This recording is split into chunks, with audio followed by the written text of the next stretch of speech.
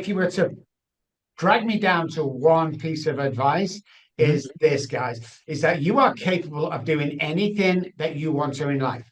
I don't care if you're living in a one-bedroom apartment, you've got no money and you're relying on government benefits. You're going through a teaching period. You're going through a learning period. I was homeless, guys, homeless on the streets, died twice on the streets in Manchester, England. And I use that today when people say, hey, you're taking a chance on this. Why are you doing this? I died twice on the streets. What the hell are you going to do to me that I haven't already done to myself? Welcome to the Audacious Living Podcast, hosted by my man, Audley Stephenson, the Odd Man. Greetings and salutations. Welcome to the Audacious Living Podcast, where our ongoing goal is to inspire and empower our listeners to live their best audacious lives ever. Totally thank you and appreciate the fact that you've taken time out of your day to join us and be a part of our journey. Now, just like a sculptor faces obstacles when chiseling a masterpiece out of a rough stone, overcoming obstacles in life leads us to uncover our greatness within.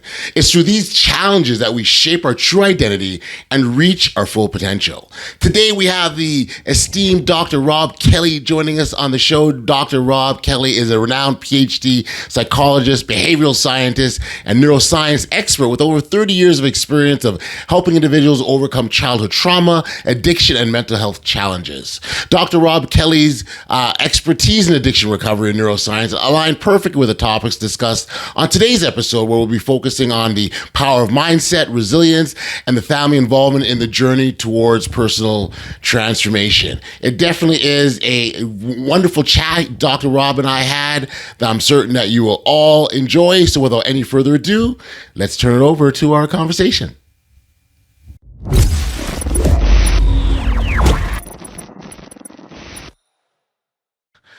Greetings, Dr. Robb. Thank you for joining me here today on the Audacious Living Podcast. I certainly appreciate you taking the time to be here. It's an absolute pleasure to have you. Yeah, man, great to be here. Absolutely thrilled to be here, man. Thank you for having me, of course. Oh, this is great. We spend a lot of time on this podcast really encouraging individuals to live their best audacious life. And, that's not going to be the same for everyone because we're on our own individual paths, which, I think you'd probably agree with.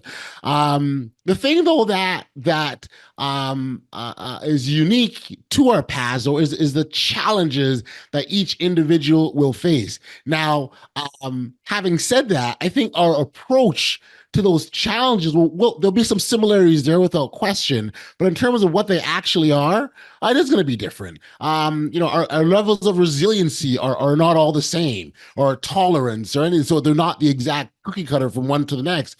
But it's still important, I think, to have this conversation of things individuals can think about doing or implement or even try to do to get through these obstacles or those pitfalls or challenges, because I truly, truly believe that on the other side of these things that are painful and hurt and bring us down is where our greatness lies. And so I think I want to open up the floor, because that's a really sort of excellent segue to your work in the sort of the addictions and recovery field, and how you help individuals get to their best audacious life. So perhaps as a starting point, Dr. Robb, I can open up the floor here, bring you on here and let you tell our audience a little bit about who you are, what you do, and what's brought you to the point that you're at now.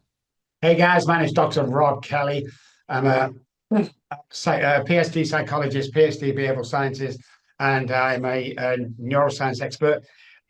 We deal with childhood trauma, depression, PTSD, alcoholism, drug addiction. We work with entrepreneurs, build empires, not businesses. And we study the mind. I mean, that's what makes us different to anybody else, is we have like a 98% success rate of what we do over 30 years and 9,000 patients. And if you were to drag me down to one piece of advice, is this, guys, is that you are capable of doing anything that you want to in life. I don't care if you're living in a one-bedroom apartment, you've got no money and you're relying on government benefits. You're going through a teaching period. You're going through a learning period. I was homeless, guys, homeless on the streets, died twice on the streets in Manchester, England. And I use that today when people say, hey, you're taking a chance on this. Why are you doing this? I died twice on the streets. What the Mm. hell are you going to do to me that I haven't already done to myself? So why wouldn't I take that chance, that calculated risk? And if you only knew, guys, how the brain and the mind works, Hmm. it will blow your mind. Because years ago, Audley, when I used to say you can be anybody and anything in the world, the first comment I got back when I came to America about 18 years ago is, I can't be president of the United States. Ha ha ha. Okay. Forget the political view right now. Okay. We had a business for running the country with no political experience whatsoever. Don't dare tell me that you can't achieve your dreams. It's just not true. In actual Right. fact, I want to apologize to you because somebody's put that there. That's right. Absolutely correct. And I think what happens is you place those limitations on people, what they can and can't do. They'll work to that bar and stop there because like, oh, I can't go any further. And they don't break it down they don't think beyond that because the bar that someone else set for them said that's only as far as you can go. You know what? We back up everything I'm going to say on all the podcast and TV stuff that I'm on. We back up, we research, we do everything. We got 1,000 fleas from the pet store. We had to order them. We stuck them in a huge mason jar. We put the cap or the lid on top. We stabbed holes in. We left them for 3 days. Now, just as you said, fleas could jump 3 or 4 feet in the air, no problems. After 3 days, we unscrewed the cap and we left it off. Not one flea jumped higher than where the cap was, Wow. which was kind of interesting. But what was mind blowing to us is as we left them in the jar and they had babies, the babies wouldn't jump higher than where the cap was, and they'd never even seen the Wow. cap. So show me your friends, I'll Wow. show you your future. You Wow. are the people you hang around. Stop putting the brakes on your imagination.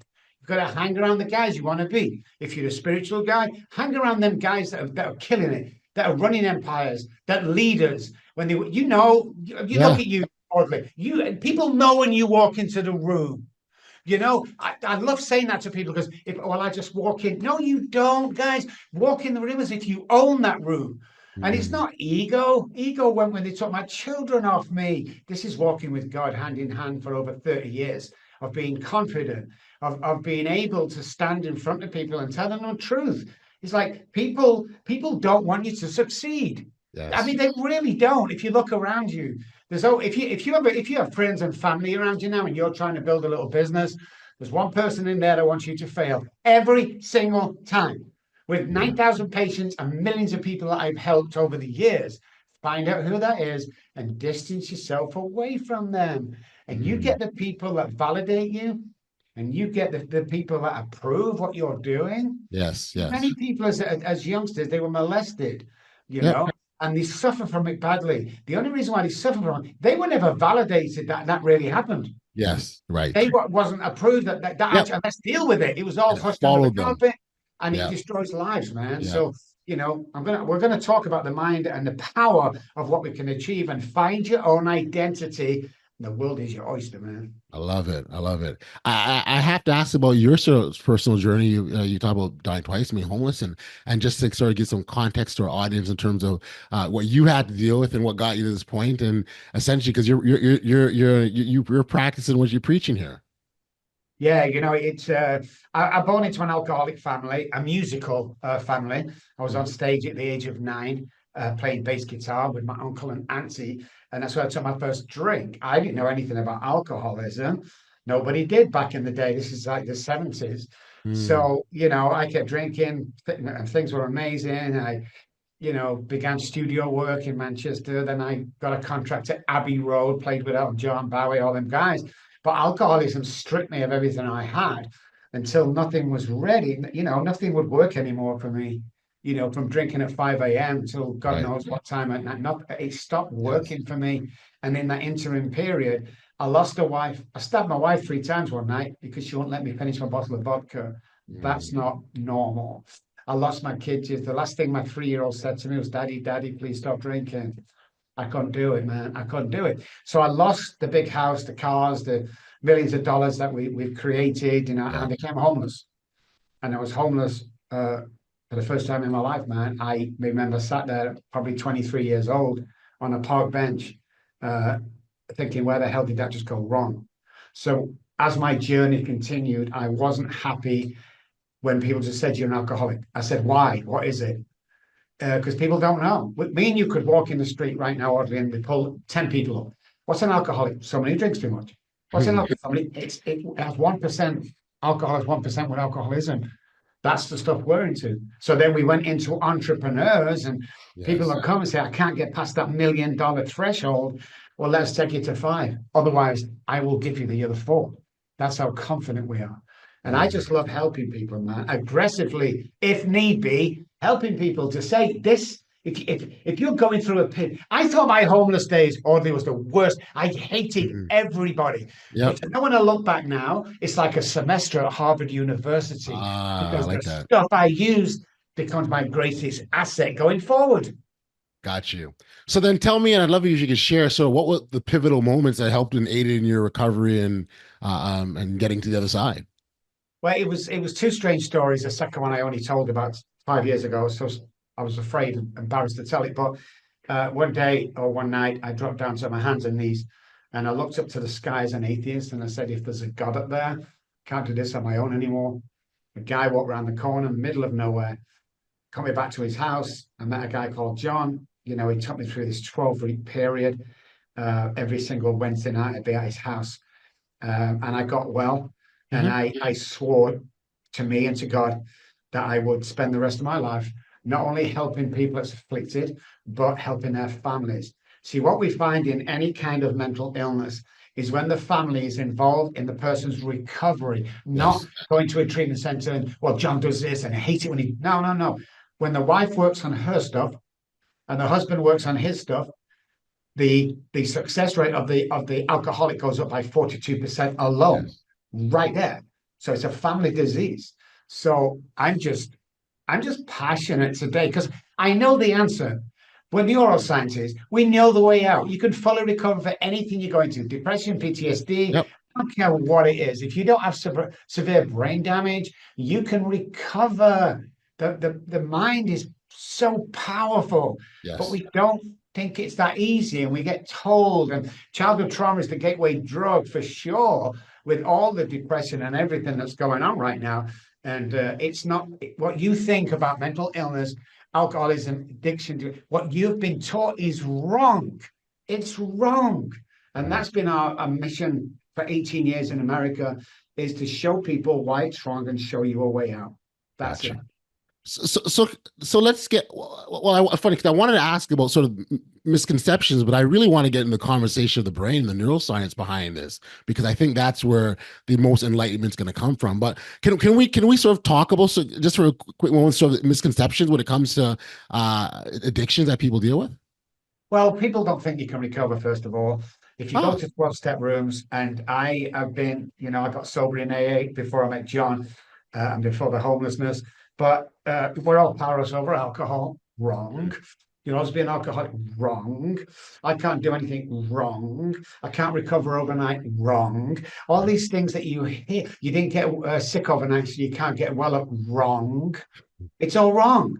So you live with this tag of I'm an addict, I'm an addict, I'm an addict, I'm an addict. You keep telling yourself you're a piece of crap all day long, and every time you introduce yourself to people, then you go to a meeting at nighttime telling other people you're a piece of crap. Guess what? Your mind's going to tell you you're a piece of crap. And that's it. It's right. If I could just stop drinking. I stopped drinking thousands of times. 1, I couldn't stay stopped, and 2, I didn't like the sober me. So it's all just, the big book is amazing. It's the best thing, but the people in it these days, I stopped going to them meetings years ago, man, because it's not true, and the test and the things we've done around that. It's like if I walk into a room of 10 people and I got a frown on my face, our research has shown that most people will frown back. If they do it with a smile on my face, the same people are going to smile back. Wow. We mirror each other, man. So it's really important, like what you listen to, what you watch, who I hang around with. Everything is really important. That doesn't even seem to pertain to addiction and alcoholism, but it does. It does. It does. Yeah. And through that process, we're creating these neural pathways, right? And that will guide us down the way we think. And then obviously, and that expression, I think, holds true that, the things that you think about becomes that leads to your actions. 100%. Law of attraction is not what you think it is. It's like there's billions of neural pathways in the head, first of all. Neural Okay. pathways, for those who don't know, are thought patterns. There are billions. They're built every day. 300 neural pathways die every day. Hmm. What are you replacing them with? Hmm. And you replace them with, well, you're a piece of crap. You're never going to, hey, Rob, you're never going to open that office. Oh, no, I'm just joking. Them guys, they're haters. You're never going to go anywhere. But listen, it's just not true. You can redirect and repattern brains to actually do the opposite to what you've been doing, which is basically self-sabotage. So the hypothalamus plays a huge thing in alcoholic.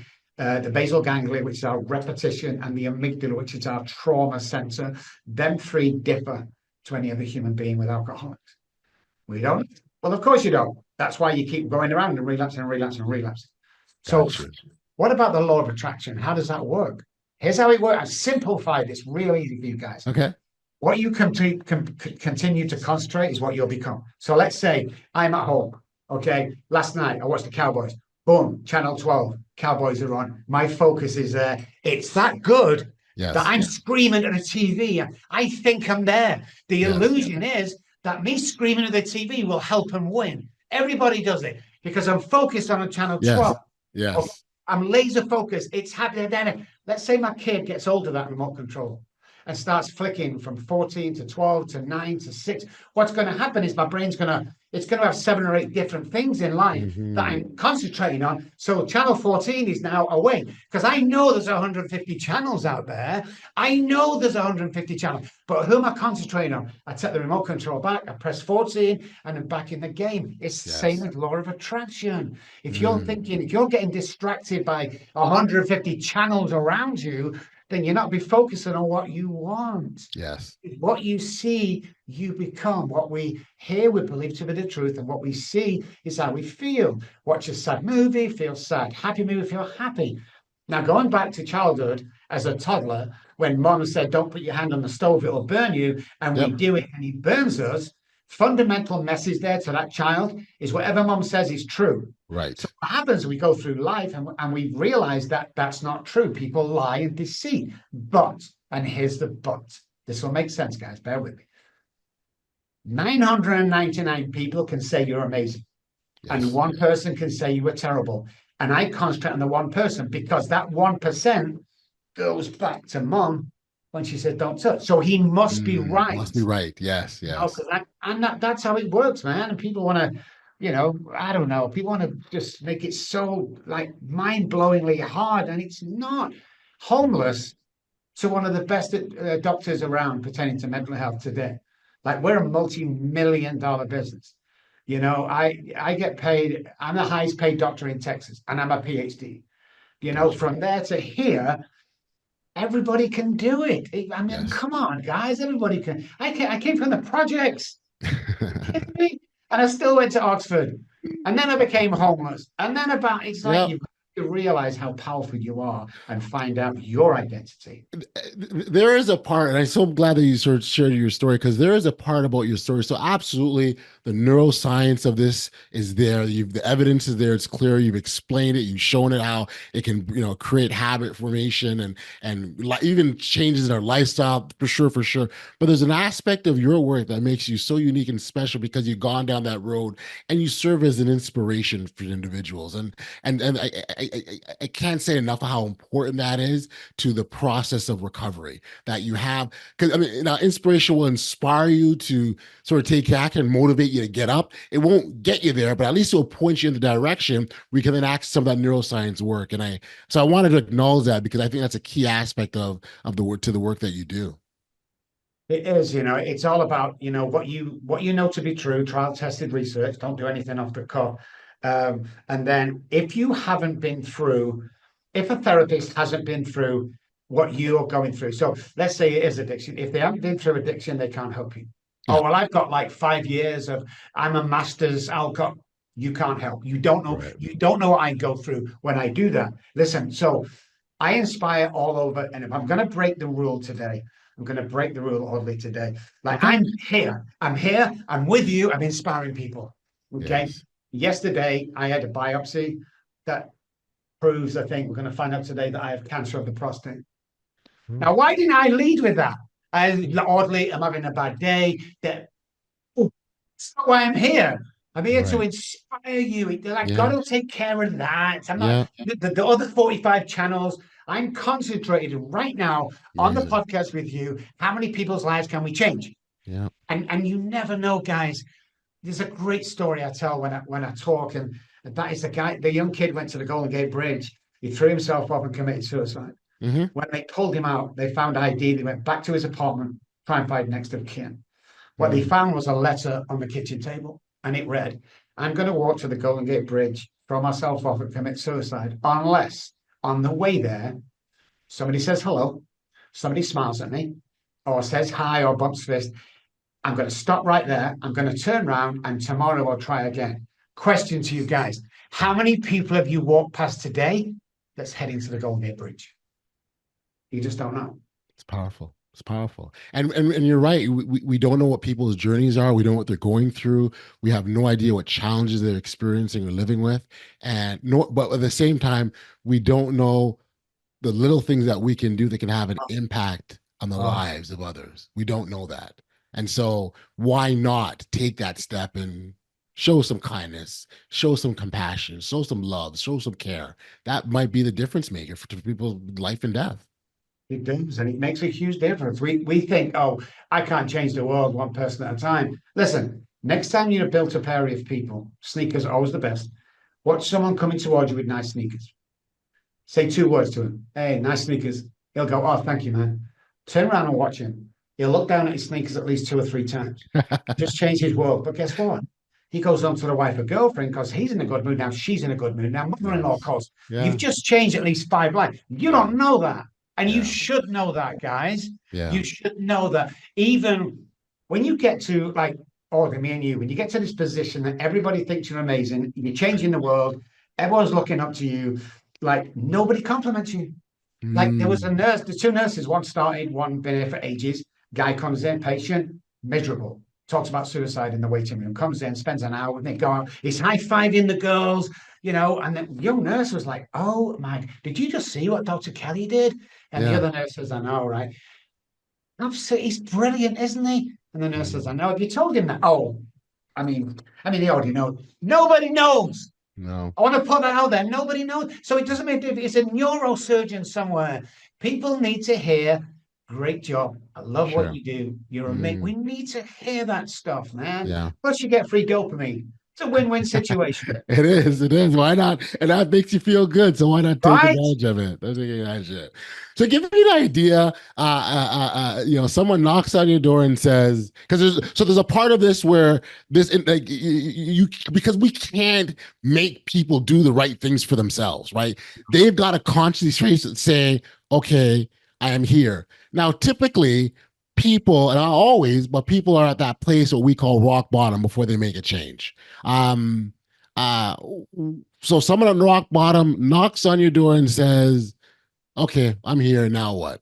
What does that process for recovery look like for them? Well, first of all, there's a couple of golden rules that you have to play by. First of all, you have to pass an assessment. You can't buy your services here. We've got offer. I turned Britney Spears down for $1 million Wow. 17 years ago. She wasn't ready, and I had $200 in the bank. And people go, "It's crazy." It's like if you're Hmm. not ready, you're not ready. Secondly, let's say the husband comes and he has a wife and an 18-year-old daughter at home. Them two need to take part in this journey, and if they don't, we won't take the patient on. We can't guarantee that we're going to get you well, but Right. it's 1 hour a day, either telehealth or in one of the. We have 5 offices around the world. One of the offices.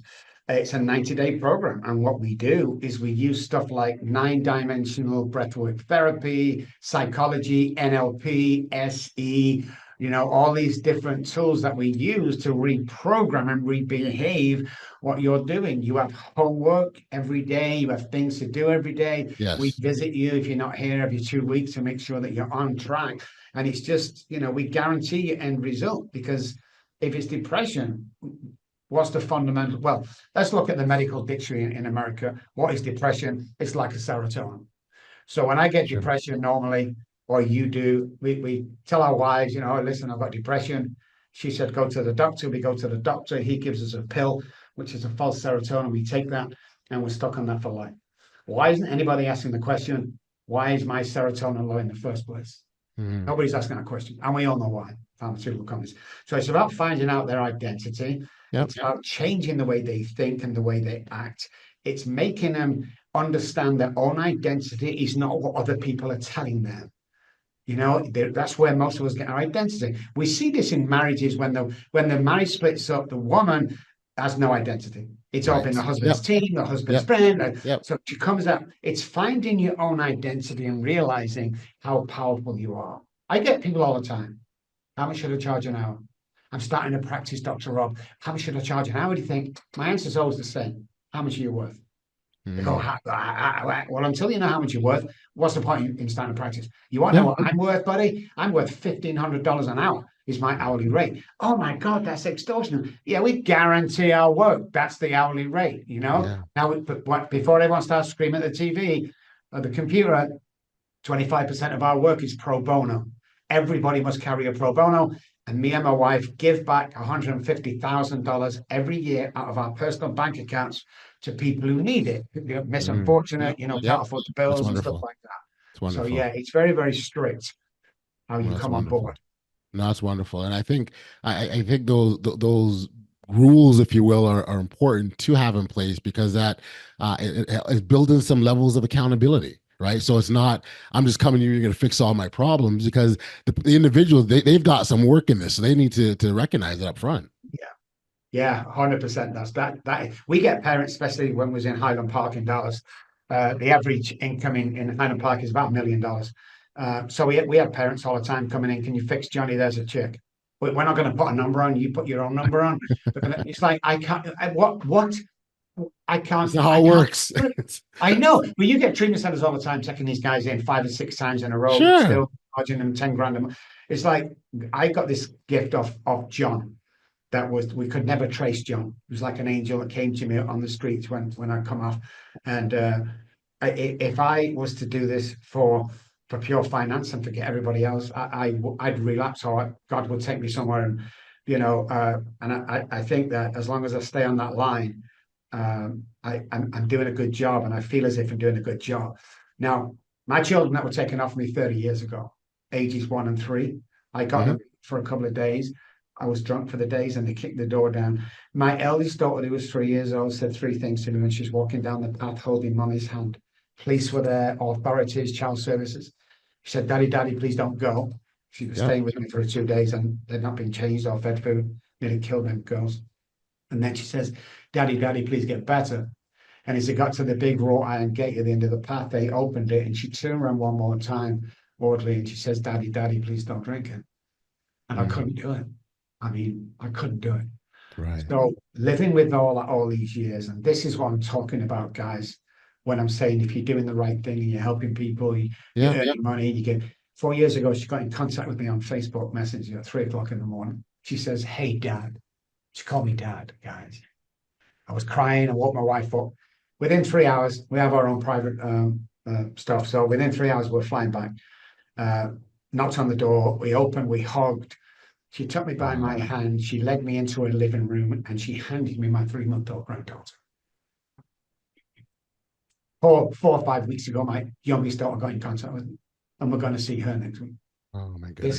This is my success. It's not the money. It's not the fame. It's not the fortune. It's nothing like that. I don't care about money. I have no idea. I just don't get involved with that because that's everything I need right there. Yes, absolutely. Yeah. It's unbelievable. I always thought money was going to make me happy, Audley, but I don't know whether you did the same. It's like when I get 50 grand in there, when I get 100 grand, when I get $1 million, Janet, if there's $1 million, when I get, I have 5 million, where does it stop? But today I have what a lot of people don't have, and that is enough. Yeah. It's so free. Yeah. Yeah. It's just like, I got some guy in interview, like she's very careful, Courtney, who I interview with. Like I'm on Rogan, I think, in December. Right. So big time, but she's very careful who she chooses. She chose Rogan. He didn't choose us. Courtney chose him, And this guy says, hey, his first question, hey, listen, so I've seen some bad reviews about you on Google. How do you feel about that? And I'm like, dude, before we start this, and you're always recording, we run a multi-million-dollar company. You know, I get paid eight figure. A comment's not going to ruin me. So don't even go there and start controversy. We do what we do because we do what we love and we do it well. So I don't care anymore. I used to, and I don't care about him, but you see the comment, you're like, and the comments are from idiots. Nobody that's doing us good or better than you will ever diss you. Will never write a negative thing about you. They're probably in the mum's basement on a block mattress, age 45, typing this. Really? You got to let that shit go, guys. You got to let all that noise go and concentrate and what. And the people that love noise. It is noise. It absolutely. And I guess that's a perfect word. There's two kinds of people in this world, guys. The guys that love you for who you are, and the guys that want to be you. That's it. That's it. No, I agree with you, and I absolutely love the perspective on this. And really all that noise and the other stuff, what that is, it gets you further away from what you're really there intended to do, which is deal with this debilitating sickness or illness that is impacting your life in the worst way, as well as everyone else connected to you. And how you deal with it. And how, when I say deal with it, extinguish it, eliminate it, turn it into a bouquet of red roses, whatever, like get it out of your space to not enable you to live your best audacious life that we talk about here. I love that, man. I absolutely love that. We're affected. We act, we take on actions and sentences and behaviors of the people we hang around with. We just do. It's a memory part of the brain. So again, what are you replacing them 300 neural pathways that die every day with? And secondly, who are you associating with? You see, I can go back to the projects and the streets and help those people, but I can't live there anymore. I just can't live there anymore, and you need to realize that you might have to let go of people that you thought were friends and turned out not to be. Because if you're listening to this podcast, you're not listening to this by coincidence. Believe me, there's a 63-year-old man telling you with all the experience in the world, there's no such thing as coincidence. You're listening to this as a wake-up call. You're listening to this not only because this is probably the best podcast interview I've ever heard right now. Up to date, I've done thousands. But you listen for a reason, man. Take it. Do it now. Because if we were allowed to go around friends and families, people that were in hospice and that were dying, most of the answers that we ask a question to is, what do you most regret or what you don't understand? And most of them said, I thought I had time. Guys, we don't have time.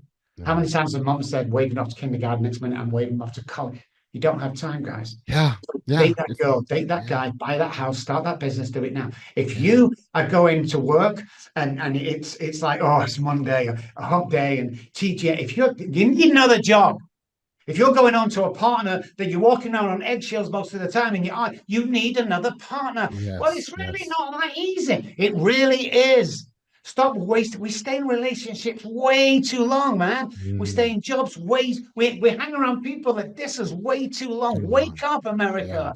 This is your life. Do you think that friend who's dissing you in 20 years' time, when you're sat there thinking, I wish you would, do you think he's caring about you? No. Do you know what I know your real friends is? Next time you're going to hospital for a procedure. Next time you're sick. Next time you're in rehab. See how many of them guys call you or visit you. See how many people? None. None of the guys I used to hang around with, right? Nobody come visit me. So you've got to start building these relationships, these good relationships. Yes. Really good. I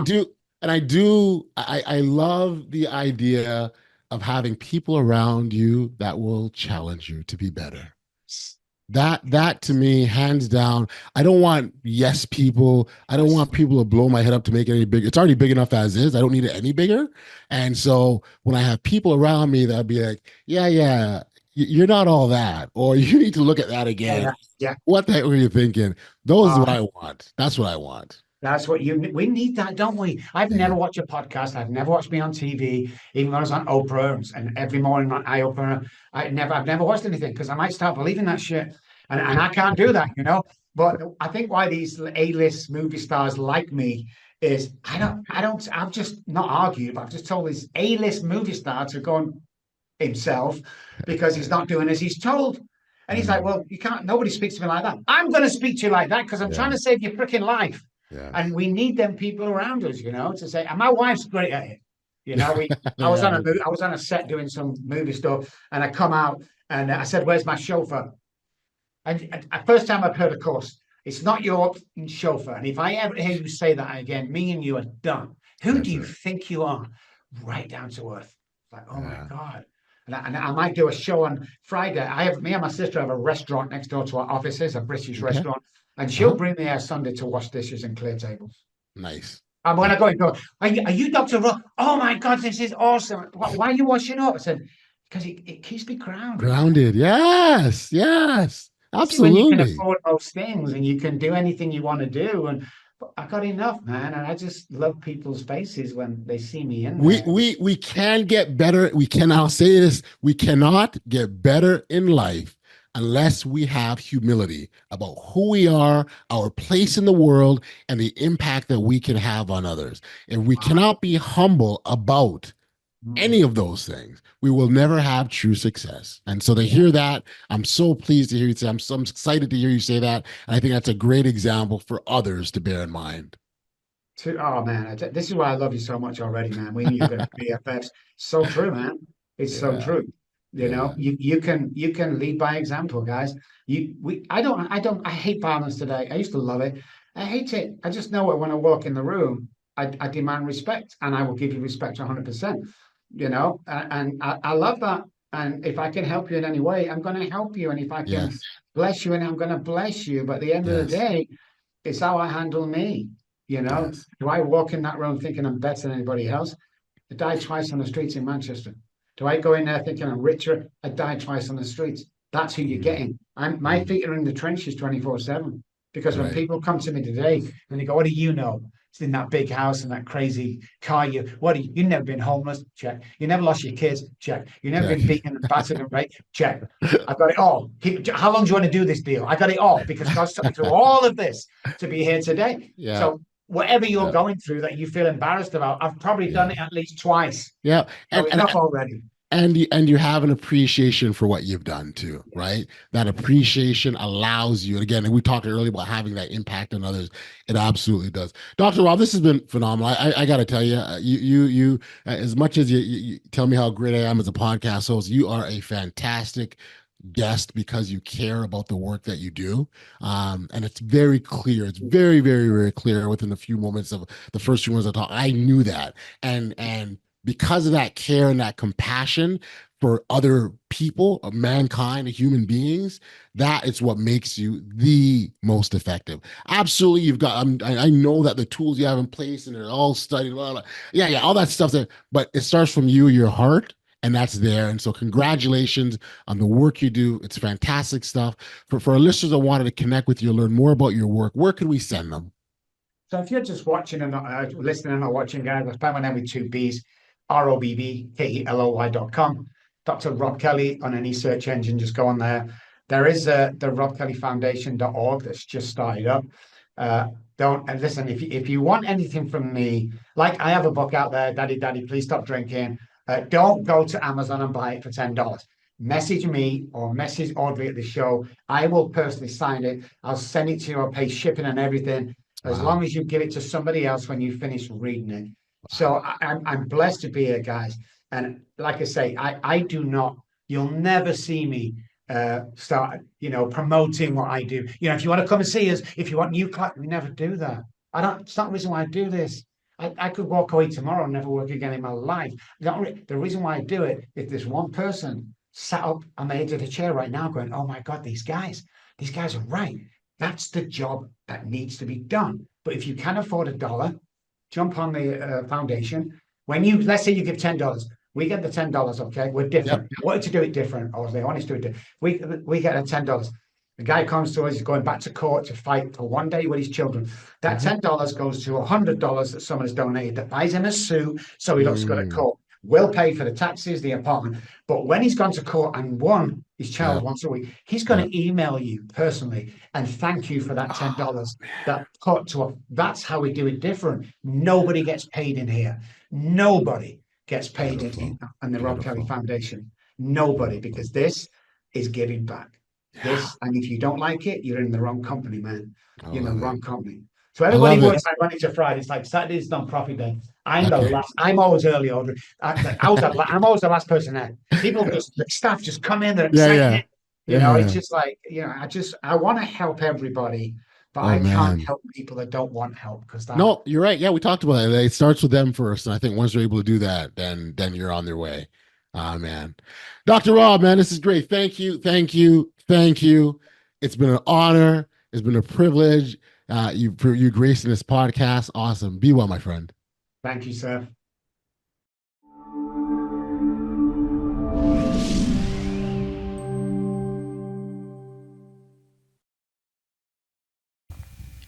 Back, we are here on the podcast, and I got to thank Dr. Robb for taking the time to be here. In today's conversation, we delved into the importance of reprogramming neural pathways for behavioral change, the role of family support and recovery, and the resilience needed to overcome life's obstacles. Dr. Kelly's insights shed light on the transformative power of mindset and neuroscience behind personal growth. I'd encourage you to connect with Dr. Robb directly for personalized guidance and support. Of course, the contact details can be found in the show notes below for further assistance on your journey to living an audacious life. Just so you know, he's offering exclusive coaching sessions to listeners of the Audacious Living podcast. So I encourage you to take advantage of this opportunity to work with a leading expert in addiction recovery and neuroscience. Thank you for tuning in to another edition of the Audacious Living podcast. Don't forget to like, follow, subscribe, share if you haven't already done so, because that's how we continue to spread inspiration and empowerment to as many people as possible. Together, let's strive to live our best lives and embrace audaciousness that's within us. Until next time, stay safe, be kind, show love to one another, and be audacious.